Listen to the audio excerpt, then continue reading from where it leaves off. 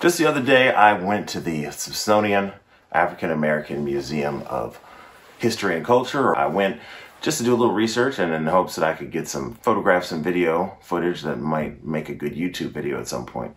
I was not expecting to have such an impactful visit, but it was very deeply emotional, and I found it to be just an exceptional collection of artifacts, history, video, and it's just quite honestly amazing. So let me show you what I saw.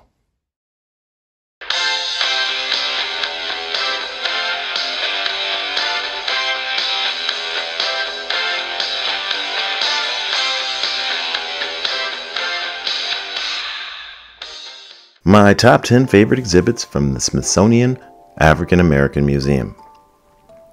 The Smithsonian African American Museum lies in the shadow of the Washington Monument in the center of Washington, D.C. I came on the perfect afternoon. It was Halloween, actually, and I reserved an entrance time of 12 p.m., which is the first slot of the day on Mondays. I was surprised to see a line wrapped around the building.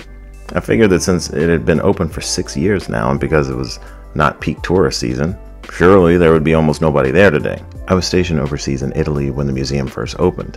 When I returned in 2018, my wife and children visited, but I was busy that day and I was unable to make it due to work conflicts, and so this is my first time coming. And let me just say that I was absolutely stunned by what I saw. Even though I have a book with all the exhibits in it, and my family told me how wonderful it was. As I approached the building, I was very pleased to see mostly white people in line, prepared to spend their day learning about the journey that black families have taken to get to this point in time. As I neared them in line, it became apparent that most of these white people were from other countries. I could hear their languages as well as their accents. And in many ways, that made perfect sense to me. Over the years, my perception has been that many of our fellow Americans are relatively indifferent to the suffering that's happened in the past. It just doesn't hit that hard for them. But nonetheless, I was happy to see that so many people wanted to learn about the history of our families in this country. So upon entering, you come into a wide open and very accommodating space with a wall of donors, a welcome desk, and not too much else, actually. When you go down one floor, you come to the dining facility and the start of an exhibit called Journey Toward Freedom. Just outside the Journey Toward Freedom, there's a history of the museum itself, with a small model of the museum behind a glass case. I enjoyed taking in this history as I waited for the line to the Journey to Freedom to open. There's a timed entrance for this section as well, most likely because they can only accommodate so many people at a time, moving through a relatively linear exhibit. This exhibit consists of 3 floors that start at the very bottom of the building. You move through the exhibits, and as you ascend upwards, you see greater freedom and prosperity in the lives of the African Americans in the exhibits. The very start is where all the slaves were from, what tribes, who they were, where they were located, some artifacts from those places, things like that. There's an exceptional amount of very specific information that I had never heard before. But quite honestly, this isn't my favorite part of history, for obvious reasons. So I browsed this portion rather quickly. It ends with the Civil War and a brief history of the soldiers who literally enlisted to fight for their own freedom. Turns out that all blacks in America were not slaves during this time period. Census reports from that era estimate that free blacks were about 5% of the total African American population at the time that the Civil War began. Many of these individuals were mixed race. This section ends with an actual slave cabin that was lifted from a historical site and rebuilt right inside of the museum. And now as you come out of slavery, there's a giant image of the Emancipation Day event in 1905 in Richmond, Virginia, welcoming you to the next level, which is Reconstruction/segregation era United States. So, the segregation era. This is a time period where strict social codes were enforced, which excluded blacks from much of the American prosperity, forbidding them from living near or marrying whites, and allowing them to be subjected to horrible indignities, lynching, police brutality. This time period ends with the civil rights movement. There's even a lunch counter where you can sit in and look at footage of folks being attacked during the civil rights movement. For me, this is always the most significant and emotional aspect of black history in its entirety. Black women and men who laid down their lives for me, my brothers, my parents, so that we could have a better life. They walked into walls of police officers with their hands held down, and they took clubs, fists, water cannons, and attack dogs so that they could essentially leverage their pain to force Americans to do a better job by embarrassing them on the global stage. First off, just coming up with that kind of strategy is amazing. Second off, actually pulling it off is just fantastic. I have so much love and admiration for these unnamed individuals. After all, this was really the only viable strategy for the powerless.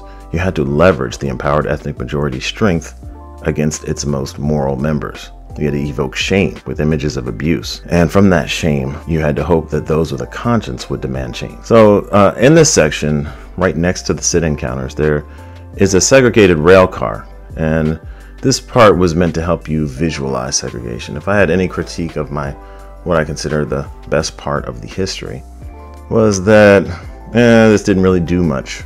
It was really cool to see a big old train dropped in the middle of a museum, but I didn't feel as if that train and that exhibit really helped you understand anything in particular. They had some voices playing in the background with a child asking, why do I have to sit here? Why can't we go in that section? Something like that kind of drive home the idea. But when you consider the cost of putting a train inside of a museum, I didn't think that it really was the best use. It's like literally one of my only critiques. So finally, as you rise from the civil rights movement and into the 1970s, you enter the section called A Changing America. It highlights the successes of black folks, but also emphasizes the occurrences of racial strife that still emerge. They have, the Rodney King story, the Amadou Diallo story. He's a man from New York who was shot by police like 70-something times for no reason. He was an African immigrant who was pulling out his wallet after they told him to pull his wallet out. It's a celebration of progress tempered by the existence of persistent racial issues. And of course, the very last exhibit in this section, the very last glass case that you pass before you leave the exhibit and sort of walk back into that entry floor, is the election inauguration of President Barack Obama. And when I saw that, honestly, I teared up a little bit. I got pretty emotional because I realized that I had just witnessed a story that spanned 5 centuries. It started with chained men and women being brought over on ships, subjugated, bred in captivity, subjected to all forms of indignity for centuries. And then finally, one last century of rapid, painful growth and progress is capped off with the election of the first black president. Just an amazing story when you consider it all. Now there's a video playing just beyond the exit to the section where a woman is telling people this entire story and struggle is important because Barack Obama's election and presidency does not mean this entire thing is in any way over. We've simply made progress. The battle continues. After all, I'm sure the very next time they update this museum, there's probably going to be a whole section on what happened to George Floyd and the changes that emerged after George Floyd was murdered. After I exited this section, I went over to the cafeteria where they were serving some seriously tasty, although honestly extremely unhealthy food. But it was Halloween. I was hungry. If you can't eat bad on Halloween, when can you eat bad, man? All right. So when you go up to the next 3 floors, there are a couple interesting things.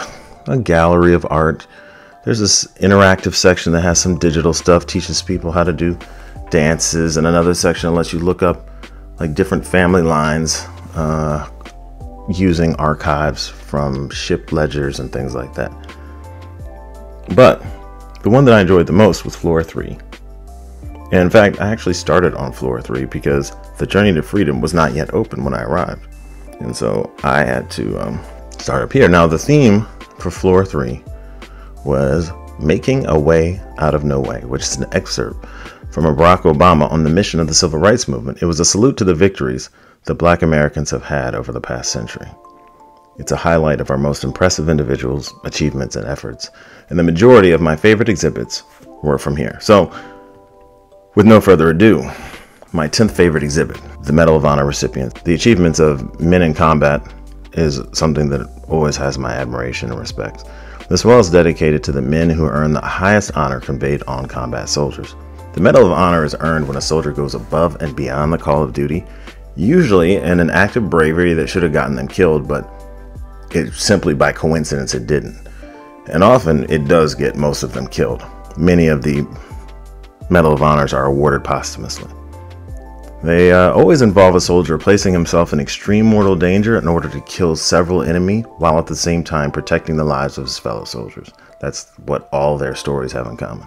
These amazing feats were performed in service to an ungrateful nation, proving that men often sacrifice themselves for the men around them and not for the lofty ideals of God, country, family, etc. Number 9. I love the recognition of this woman, the first black female fighter pilot.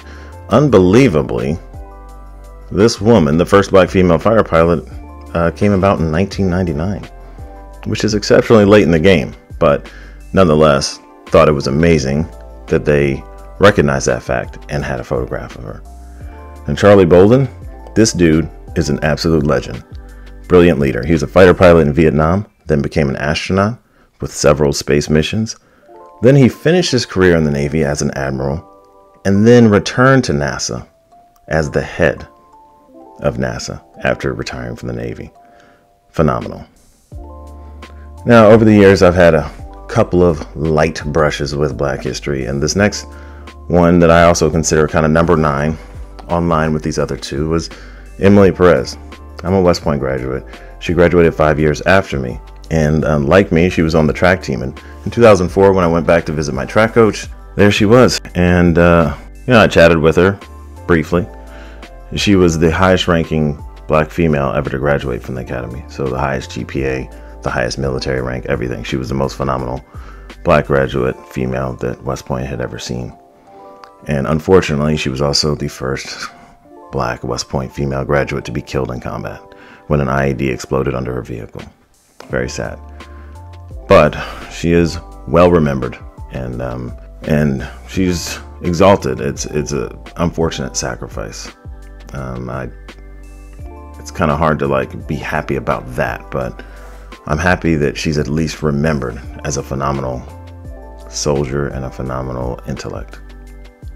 And number 8, I think this is really important. It's just simply a single wall dedicated to this idea of scientific racism. And I think this is very important, and it's an enduring issue that continues to be a thorn in the side of African Americans aspiring to the highest heights in American society. Today, it's still accepted as scientific fact that Blacks as a population have an IQ that is 1 standard deviation below the IQ of whites. That is considered fact, and is often used to support the stereotype of an unintelligent Black person. Of course, I will always point out that this is a population statistic, which is populated by millions and millions of individuals. So making any call on an individual who exists as a single point on this entire description doesn't actually make sense. It'd almost be like saying Black girls are fat, so there can't be a Black girl sprinter who's a world champion. That's a over-exaggerated example of what they're doing. Sure, there are overweight African American women. In fact, 57% of African American women are overweight. But it just so happens that of the fastest women in the world, they are also African American. So even if the population as a whole, which is plagued by nutritional issues, poverty, disproportionate amounts of stress, and family strife, if all that leads to a lower population IQ, which is what I believe it is, I don't think Black people are born like that. I think it's the environment that's doing this. Then it still doesn't say anything about that individual who's way over here on the far right hand side and what they can do. But this kind of misuse of scientific information to justify the belief that Black people are less than and inferior, that is the gist of scientific racism. Now, number 7 really gets to almost the same idea. This was downstairs in the segregation era, where there are many displays on this idea of characters and minstrelsy. These are important today because they were a huge part of the damage to the African American psyche, which I believe we have not completely recovered from. There was an operation, there was a mission to degrade Black people, not just subjugate them, but actually degrade them, make them believe that they were less than, and make the white empowered ethnic majority believe they were less than. Because if you could everybody, if you had buy-in from everyone that this group of people is stupid, then we can get everyone to accept their lower position in society. And unfortunately, I believe these attitudes are still deeply embedded in our society today and are one of the most damaging things about this entire ordeal. You know, slavery itself, it was over at some point. Even segregation, it has some lasting effects. But I feel as if the psychological effect of what was done, this degradation of the Black psyche, that is by far the worst thing that was done. All right, so number 6, Black music and entertainment. Now, Blacks in entertainment are highly visible and, in my opinion, very successful. So with my interests lying in sort of emphasizing more of the intellectual achievements and bringing those to the forefront. This is an area that I deeply appreciate, but I'm already very familiar with. But because it was so well done, I still put it as number 6. I didn't spend a ton of time in this area because, obviously, Black entertainment and music is just everywhere. So it's almost like you could create a museum of just Black American music and entertainment, and it would be at least 2 floors. Number 5, the Black hospital movement. This is something I had no prior knowledge of, despite the fact that I'm a Black physician as well as a military officer. There's a documentary called The Power to Heal, which touches on this movement and on the wide reach of racism in medicine, and how Black people had to deal with this in order to figure out how to take care of one another. Number 4, Dr. Ben Carson. Now, before everybody turns this video off, let me tell you something.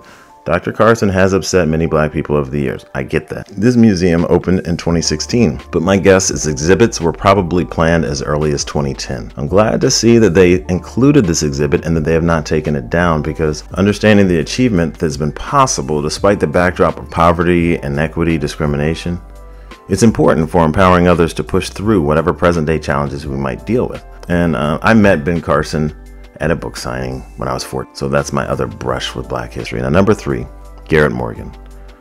His invention and patents. I love this. I love the field of inventing products and product development. Garrett Morgan had 2 successful, very popular patents. I believe he had more. I had trouble tracking down exactly how many more. One was a safety mask. It was actually a gas mask alternative, which pulled air from the ground instead of relying on actual oxygen tanks, which were not easy to attach back then. And then the other is the automated traffic light. He also developed a few hair straightening products that were used by African Americans. Again, I love discussing the achievements that were possible despite the challenges of the day. I love that theme. So, 2, I put the entire sports section. I honestly believe that organized professional sports is probably the best thing that ever happened to African Americans, because this gave us something in a world that sought to exclude us from everything. It gave us something. I mean, almost every sport tried to exclude African Americans with some sort of rule in its early days, only to become dominated by them in the present day. This is a hall that is full of exceptional athletes. Blacks in sports is something you'll hear me on this channel talk a little less about.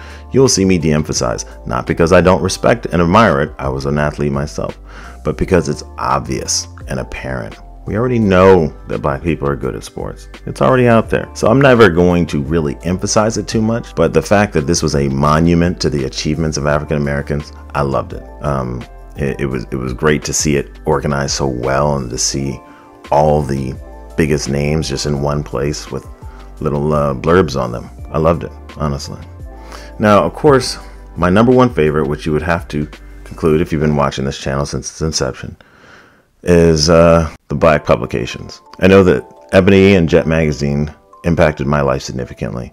I believe that the ability of African Americans to communicate with one another on a mass level is how we were able to inspire so many to make the sacrifices that were required to make the civil rights movement successful. Ebony and Jet magazine are intimately tied to the Black progress of the 50s, 60s, and 70s. And in some ways, I wonder if that's not why the civil rights movement took place in the 50s instead of the 40s, 30s, or 20s. After all, in the 20s and 30s, we had Blacks free from slavery for almost 2 or 3 generations. It seems as if we could have probably initiated a civil rights movement, but perhaps the absence of a publication of this broad communication with one another is the problem.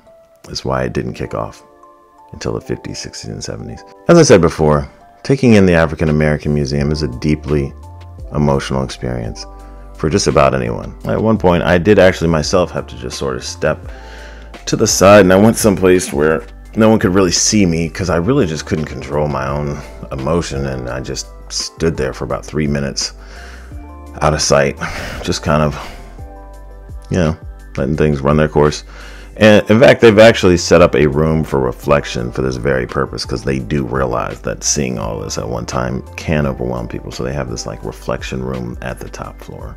At one point, I was standing in the civil rights section. There was a white woman who was reading about the Birmingham church bombing. She was overwhelmed, clearly, and was crying openly and was quite upset. I didn't feel as if it was my place to say anything, but I did feel a bit awkward. as I was not really overcome at that moment by myself. So I just thought, well, I'm glad you know. I don't feel bad that you're crying. I don't want you to cry. I'm just sort of neutral. I'm glad you know what we know now. That's kind of how I felt about it. But it is very overwhelming, and if you are an empathetic person, you're going to have an emotional response to this. I feel this museum is an outstanding representation of the African American journey, and that if any American of any color is anywhere near Washington, D.C., you owe it to yourself to come here and take in this story. It's crucial to understanding our nation and the strength of the human spirit, as well as the Black American psyche. Thank you for watching.